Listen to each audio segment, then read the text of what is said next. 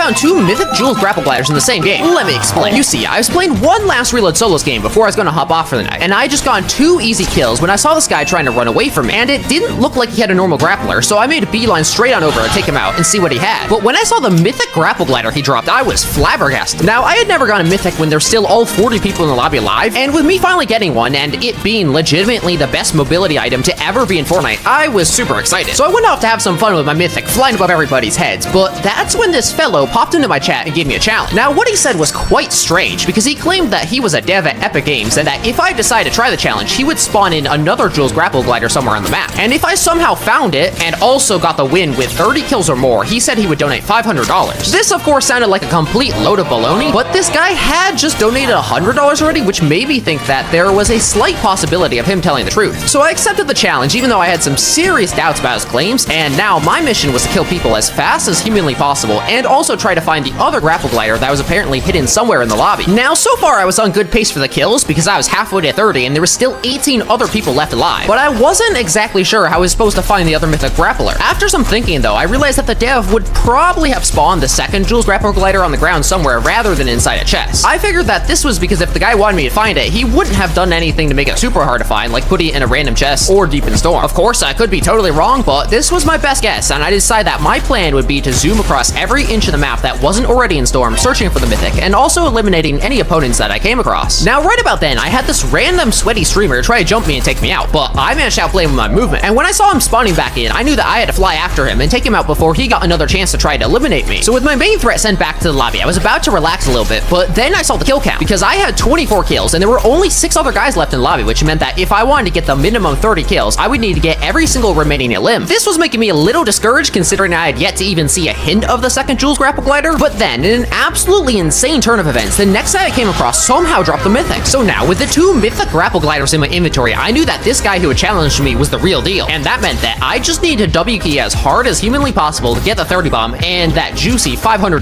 donation. Now, the entire rest of the lobby were all scaredy cat campers that had so far managed to hide from me, but this was actually exactly what I wanted, because with everybody too busy sitting in bushes and too scared to shoot their guns, it meant that I was way less likely to have any of the last remaining kills I needed stolen from me. And after a bit, I realized that there were only 2 other guys left that I needed to take out for me to get the 30 bomb. But with reboots having just ended, it meant that I had to play this last fight really safe, since the other guy had 350 HP and was playing it really safe sitting inside a shield bubble. Also, if you made it this far, make sure you drop a sub, because I'm currently trying to overtake Courage JD, and we could instantly do that if all you guys subscribed right now. No pressure, of course. Anyways, after a long dragged out fight, the guy finally made the mistake of trying to jump me, and I managed to clutch up for the 30 bomb and the donation.